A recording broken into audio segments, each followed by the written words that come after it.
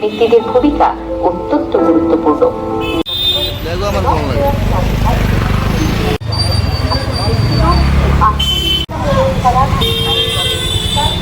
বাল্যবিবাহ সংক্রান্ত যে কোনো ধরনের অভিযোগ জানালে শুধু সন্তানের ভবিষ্যৎ নষ্ট, এই অপরাধের জন্য আজকে আমরা সারা ভারতবর্ষ ব্যাপী 27শে নভেম্বর থেকে আমাদের আগামী 8ই মার্চ আন্তর্জাতিক নারী দিবস 2026 পর্যন্ত সারা ভারতব্যাপী, সেই সঙ্গে আমাদের ত্রিপুরা রাজ্যেও বাল্যবিবাহকে মুক্ত করার জন্য প্রচার অভিযান চলছে। সেই উপলক্ষে আজকে আমাদের কমিশনের তরফ থেকে এই প্রচার অভিযানের জন্য আমাদের এই ওয়েস্ট ডিস্ট্রিক্টের বিভিন্ন জেলাতে, বিভিন্ন ব্লকে, গ্রাম পঞ্চায়েত লেভেলে, বিভিন্ন হাট বাজারে এই প্রচার অভিযানের জন্য, বাল্যবিবাহকে মুক্ত করার জন্য প্রচারের জন্য গাড়ির মাধ্যমে আজকে থেকে শুরু হচ্ছে এবং আগামী 23শে মার্চ থেকে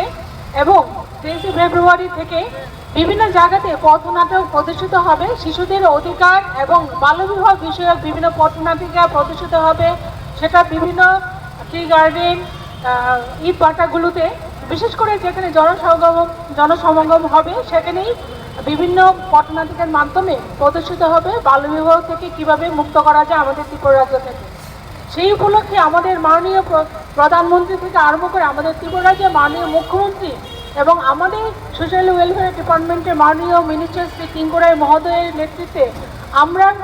প্রতিটা জেলাতে, প্রতিটা জায়গায়, ব্লক স্তরেই হোক, পঞ্চায়েত লেভেলে হোক, বিভিন্ন জায়গাতে প্রচার অভিযান করে যাচ্ছি যাতে আমাদের ত্রিপুরা রাজ্য থেকে অচিরেই বাল্যবিবাহকে মুক্ত করা যায়। এবং আপনারা যারা মিডিয়া বাইরে এখানে আজকে উপস্থিত হয়েছেন, আবারও আপনাদেরকে অনেক অনেক ধন্যবাদ জানিয়ে আমার ছোট্ট বক্তব্য এখানে শেষ করছি। করার জন্য প্রচার অভিযান করা হয়েছে এবং আজকের এই অনুষ্ঠানে আমাদের মাঝে উপস্থিত আছেন ত্রিপুরা রাজ্য মহিলা কমিশনের চেয়ারপারসন ম্যাডাম শ্রীমতী ঝর্ণা দেববর্মা মহোদয়া এবং উপস্থিত আছেন সেক্রেটারি স্যার, সোশ্যাল ওয়েলফেয়ার এবং সোশ্যাল ডিপার্টমেন্টের সেক্রেটারি শ্রী তপন কুমার দাস মহোদয়, সঙ্গে উপস্থিত আমার মেম্বার সেক্রেটারি শ্রী মাধব পাল এবং আমার